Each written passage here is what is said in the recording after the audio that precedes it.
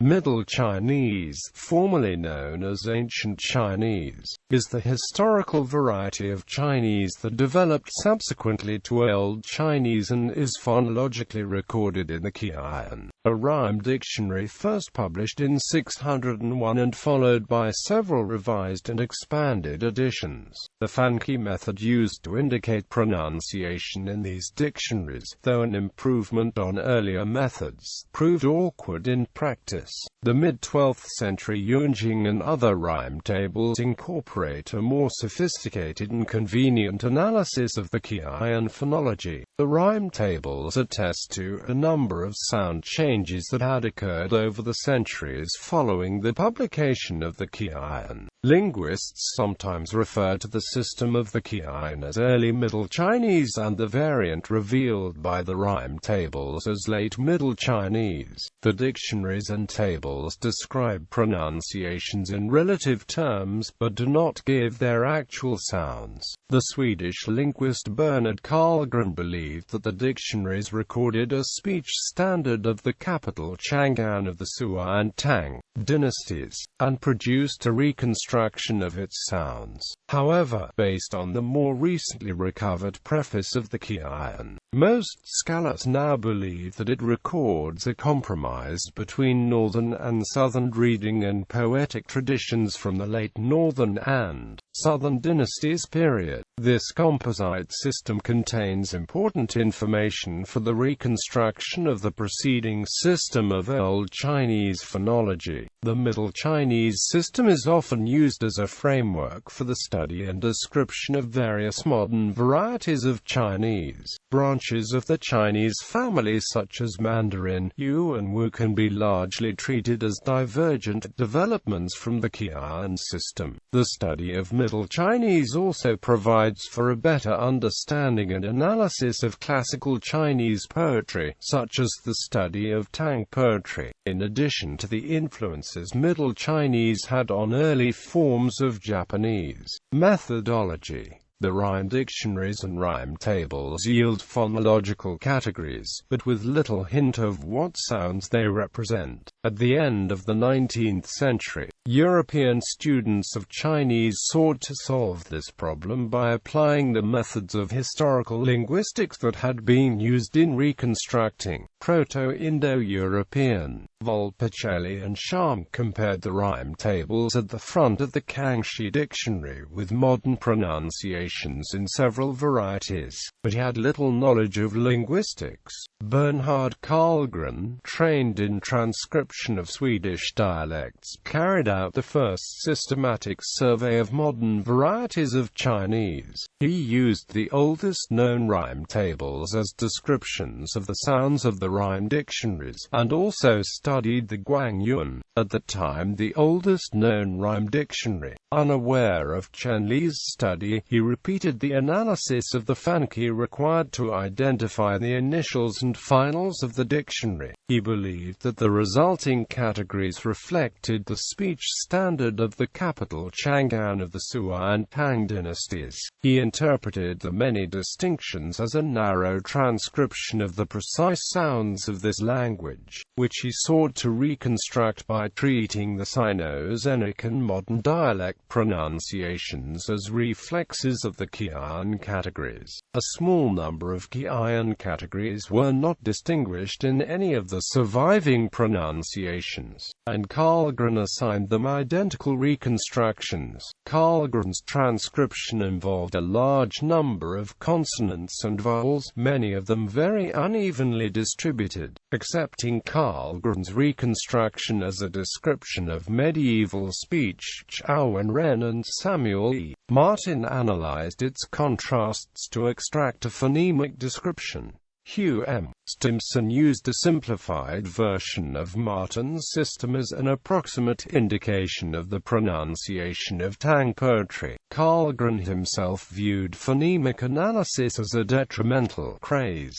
Older versions of the rime dictionaries and rime tables came to light over the first half of the 20th century, and were used by such linguists as Wang Li, Dong Tonga and Li Rong in their own reconstructions. Edwin Pulley Blank argued that the systems of the Qieyun and the rime tables should be reconstructed as two separate systems, which he called Early and Late Middle Chinese respectively. He further argued that his Late Middle Chinese reflected the standard language of the late Tang dynasty. The preface of the Qieyun, recovered in 1947, indicates that it records a compromise between northern and southern reading and poetic traditions from the late Northern and Southern dynasties period. Most linguists now believe that no single dialect contained all the distinctions recorded, but that each distinction did occur somewhere. Several scholars have compared the Qieyun system to cross-dialectal descriptions of English pronunciations, such as John C. Wells' lexical sets, or the notation used in some dictionaries.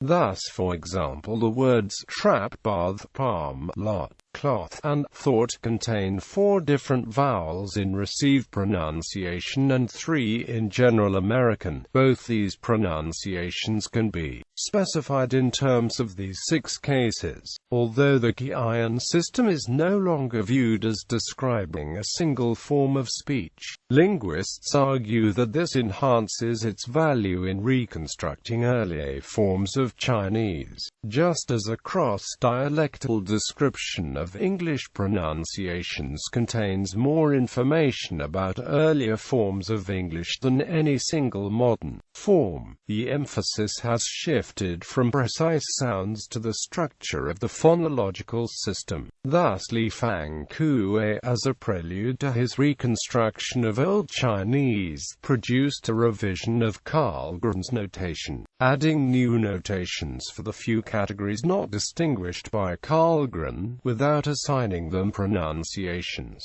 This notation is still widely used, but its symbols, based on Johann August Lundell's Swedish dialect alphabet, differ from the familiar International Phonetic Alphabet. To remedy this, William H. Baxter produced his own notation for the Qieyun and rime table categories for use in his reconstruction of Old Chinese. The approach to the reconstruction of Middle Chinese followed by Karlgren and his successors has been to use dialect and Sino-Xenic data in a subsidiary role to fill in sound values for the categories extracted from the rime dictionaries and tables, rather than a full application of the comparative method. All reconstructions of Middle Chinese since Karlgren have followed his approach of beginning with the categories extracted from the rime dictionaries and tables, and using dialect, Sino-Xenic and transcription data to fill in the sound values. Jerry Norman and Weldon South Coblin have criticized this approach, arguing that viewing the dialect data through the rime dictionaries and rime tables distorts the evidence. They argue for a full application of the comparative method to the modern varieties, supplemented by systematic use of transcription data. Phonology, the traditional analysis of the Chinese syllable, derived from the fanqie method, is into an initial consonant or initial and a final. Modern linguists subdivide the final into an optional medial glide, a main vowel or nucleus, and an optional final consonant or coda. Most reconstructions of Middle Chinese include the glides j and with, as well as a combination jw, but many also include vocalic glides such as I in a diphthong, i.e., final consonants j with parameter nn, pt, and k are widely accepted, sometimes with additional codas such as weak or wn. Rhyming syllables in the Qieyun are assumed to have the same nuclear vowel and coda, but often have different medials. Middle Chinese reconstructions by different modern linguists vary. These differences are minor and fairly uncontroversial in terms of consonants. However, there is a more significant difference as to the vowels. The most widely used transcriptions are Li Fanquie's modification of Karlgren's reconstruction and William Baxter's typable notation. Initials. The preface of the Yunjing identifies a traditional set of 36 initials, each named with an exemplary character. An earlier version version, comprising 30 initials, is known from fragments among the Dunhuang manuscripts.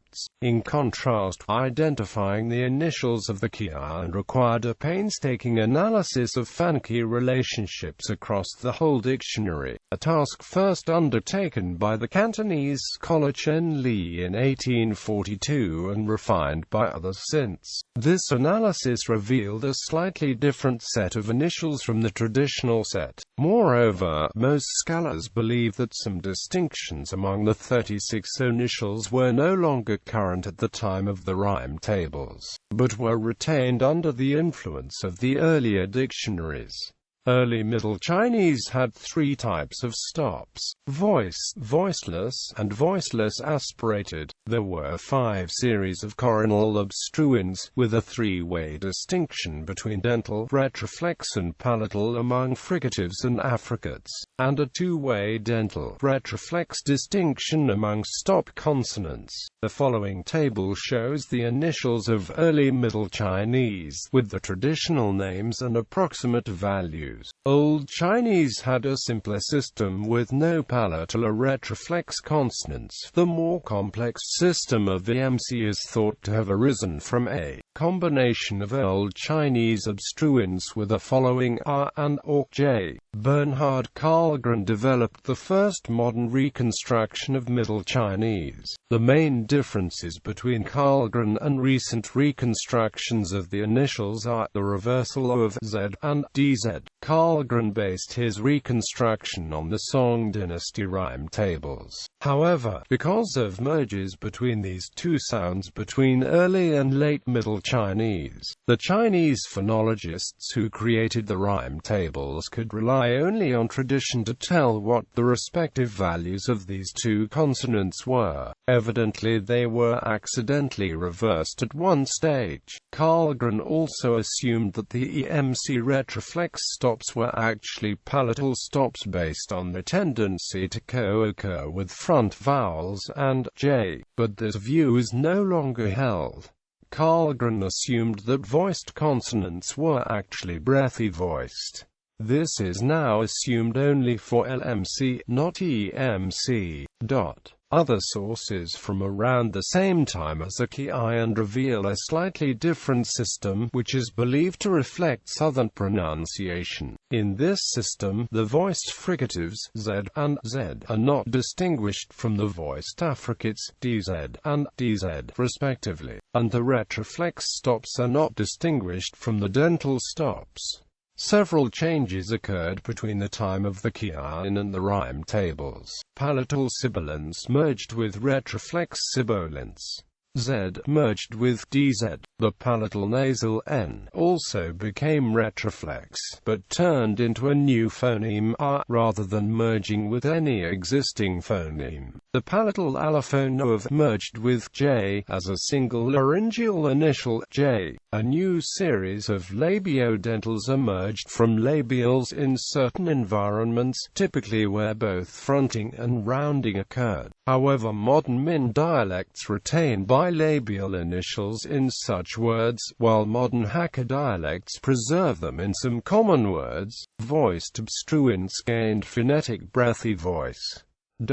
The following table shows a representative account of the initials of late Middle Chinese. The voicing distinction is retained in modern Wu dialects, but has disappeared from other varieties. In Min dialects, the retroflex dentals have merged with the dentals, while elsewhere they have merged with the retroflex sibilants. In the south, these have also merged with the dental sibilants, but the distinction is retained in most Mandarin dialects. The palatal series of modern Mandarin dialects, resulting from a merger of palatal allophones of dental sibilants and velars, is a much more recent development, unconnected with the earlier palatal consonants. Finals. The remainder of a syllable after the initial consonant is the final, represented in the Qieyun by several equivalent second fanqie spellers. Each final is contained within a single rime class, but a rime class may contain between 1 and 4 finals. Finals are usually analyzed as consisting of an optional medial, either a semivowel, reduced vowel or some combination of these, a vowel, an optional final consonant and a tone. The reconstruction is much more difficult than the initials due to the combination of multiple phonemes into a single class. The generally accepted final consonants are semivowels j and with nasals per meter n, and stops p, t, and k. Some authors also propose codas wn and weak based on the separate treatment of certain rhyme classes in the dictionaries. Finals with vocalic and nasal codas may have one of 3 tones, named level, rising and departing. Finals with stop codas are distributed in the same way as corresponding nasal finals, and are described as their entering tone counterparts. There is much less agreement regarding the medials and vowels. It is generally agreed that closed finals had a rounded glide with the vowel u, and that the vowels in outer finals were more open than those in inner finals. The interpretation of the divisions is more controversial. 3 classes of Qieyun finals occur exclusively in the first, second or fourth rows of the rhyme tables respectively, and have thus been labeled finals of divisions N2 and IV. The remaining finals are labeled division 3 finals because they occur in the third row, but they may also occur in the second or fourth rows for some initials. Most linguists agree that division 3 finals contained a j medial and that division 1 finals had no such medial, but further details vary between reconstructions. To account for the many rhyme classes distinguished by the Qieyun, Qieyun proposed 16 vowels and 4 medials. Later scholars have proposed numerous variations. Tones. The 4 tones of Middle Chinese were first listed by Shen Yu around 500 AD. The first 3, the even or level, rising, and departing tones, occur in open syllables and syllables ending with nasal consonants. The remaining syllables ending in stop consonants were described as the entering tone counterparts of syllables ending with the corresponding nasals. The Qieyun and its successors were organized around these categories, with 2 volumes for the even tone, which had the most words, and 1 volume each for the other tones. Qieyun interpreted the names of the first 3 tones literally as level, rising and falling pitch contours, respectively. However, the pitch contours of modern reflexes of these categories vary so widely that it is impossible to reconstruct Middle Chinese contours. The oldest known description of the tones is found in a Song dynasty quotation from the early 9th century Yuan He Yanpu. Level tone is sad and stable. Rising tone is strident and rising. Departing tone is clear and distant. Entering tone is straight and abrupt. Quote, in 880, the Japanese monk Qieyun described the even tone as straight and low, the rising tone as straight and high, and the departing tone as slightly drawn out. The tone system of Middle Chinese is strikingly similar to those of its neighbors in the mainland Southeast Asia linguistic area, Proto-Hmong-Mien, Proto-Ta and early Vietnamese, none of which are genetically related to Chinese. Moreover, the earliest strata of loans display a regular correspondence between tonal categories in the different languages. In 1954, André-Georges Haudricourt showed that Vietnamese counterparts of the rising and departing tones corresponded to final and per second, respectively, in other Austroasiatic languages. He thus argued that the Austroasiatic proto-language had been atonal, and that the development of tones in Vietnamese had been conditioned by these consonants, which had subsequently disappeared, a process now known as tonogenesis. Haudricourt further proposed that tone in the other languages, including Middle Chinese, had a similar origin. Other scholars have since uncovered transcriptional and other evidence for these consonants in early forms of Chinese, and many linguists now believe that Old Chinese was atonal. Around the end of the first millennium AD, Middle Chinese and the Southeast Asian languages experienced a phonemic split of the tone categories. Syllables with voiced initials tended to be pronounced with a lower pitch, and by the late Tang dynasty, each of the tones had split into two registers conditioned by the initials known as the upper and lower. When voicing was lost in all varieties except in the Wu and Old Qieyun groups, this distinction became phonemic, yielding up to 8 tonal categories, with a 6-way contrast in unchecked syllables and a 2-way contrast in checked syllables.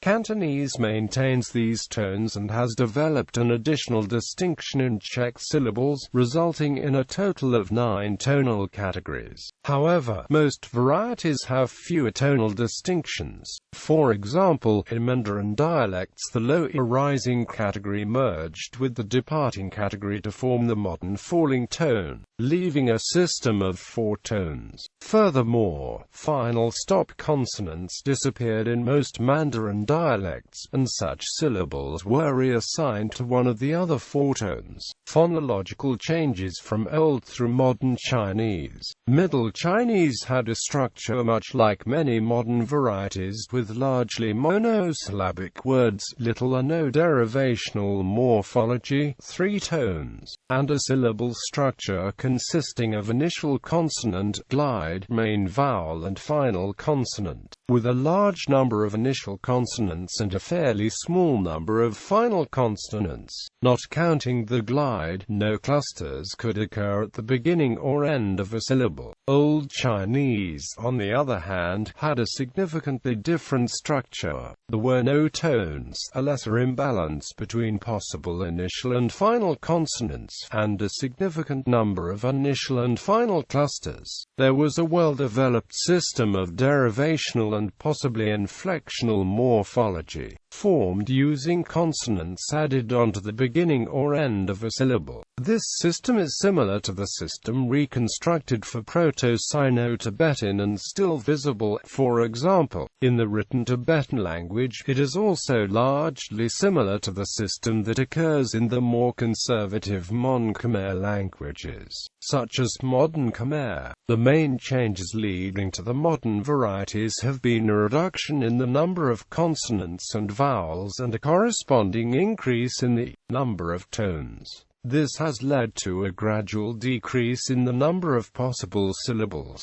Standard Mandarin only has about 1,300 possible syllables, and many other Chinese varieties have progressed further. The result, in Mandarin for example, has been the proliferation of the number of 2-syllable compound words, which have steadily replaced former monosyllabic words, to the extent that the majority of words in Standard Mandarin are now composed of 2 syllables.